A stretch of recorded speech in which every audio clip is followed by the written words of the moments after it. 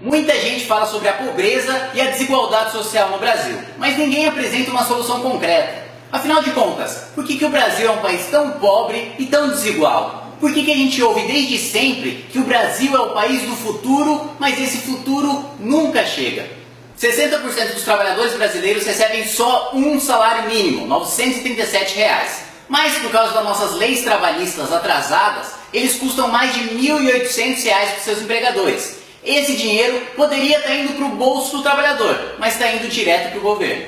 Enquanto isso, juízes e procuradores ganham até R$ 200 mil por mês. Isso porque existe um teto constitucional, ou seja, um limite para o salário de todos os funcionários públicos, que é de cerca de R$ 33 mil. Mas ainda assim, 70% dos juízes e dos procuradores recebem acima desse teto. E no final das contas, quem paga esses super salários são aqueles trabalhadores que recebem só um salário mínimo. A elite do judiciário conta com tanto privilégio que eu preciso até de uma lista para falar alguns deles, que são auxílio moradia, carro com motorista, cota de gasolina, auxílio alimentação, de transporte, plano de saúde, pagamento de escola particular para os filhos, dinheiro para compras de livros e computadores, pagamento de até 5 salários mínimos para quem adota uma criança, extras para quem dá aulas e mais uma infinidade de privilégios. Esses privilégios continuam na aposentadoria. Para cada R$ 1 gasto com um beneficiário do INSS, R$ 8,5 são gastos com um funcionário público aposentado. Se quem sustenta o setor público é o trabalhador da iniciativa privada, como é que o trabalhador tem uma aposentadoria 8 vezes menor? Na educação, a distorção também é assustadora. No ensino superior, na universidade, o gasto por aluno a cada ano é de R$ 21 mil. Já no ensino básico, o gasto é praticamente 4 vezes menor, de R$ 6 mil por aluno por ano. Estudantes de universidades públicas têm uma renda familiar per capita 2 vezes maior do que aquela observada naqueles que não frequentam universidades. Além disso, a representação das classes mais altas nas universidades públicas é 2 vezes maior do que aquela observada na sociedade como um todo. A probabilidade de um jovem com renda familiar per capita de R$ 250 entrar numa universidade pública é praticamente nula, só de 2%. Enquanto políticos fazem demagogia, criando cotas raciais e sociais em universidades públicas, os mais pobres estão esquecidos em escolas públicas que estão caindo aos pedaços.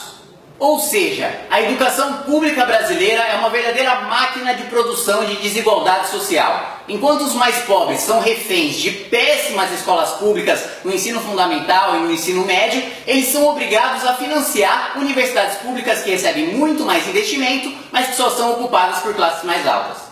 O Brasil possui mais de 16 mil sindicatos. Esses sindicatos, no ano passado, custaram mais de 3,5 bilhões de reais aos cofres públicos. E o pior de tudo é que o trabalhador é obrigado a sustentar esses sindicatos, ainda que não se sinta representado por eles. Além disso, abrir uma empresa no Brasil demora 119 dias e custa mais de 2 mil reais. No Chile, você pode abrir uma empresa em um dia sem gastar um centavo. Isso sem falar no fato de que nós temos o sistema tributário mais complexo e mais caro do mundo. E empreender no Brasil é praticamente um crime.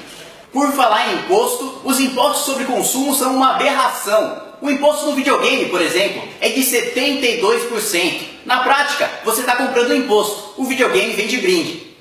Para finalizar, é importante ressaltar o absurdo que é o nosso Pacto Federativo. O Estado de São Paulo, por exemplo, em 2015 contribuiu com 500 bilhões de reais em impostos, mas recebeu de volta só 40 bilhões, ou seja, todos os anos o paulista recebe menos de 1/10 daquilo que ele contribui. A desigualdade social e a pobreza no Brasil são em grande parte causadas pelo próprio governo. O Estado brasileiro é um verdadeiro Robin Hood ao contrário, rouba dos mais pobres e dá para os mais ricos. Enquanto uma casta privilegiada de funcionários públicos e empresários corruptos aproveita uma série de privilégios, o brasileiro comum, honesto, trabalhador, que acorda cedo todos os dias para sustentar sua família, não recebe nada do governo e ainda é obrigado a pagar a conta.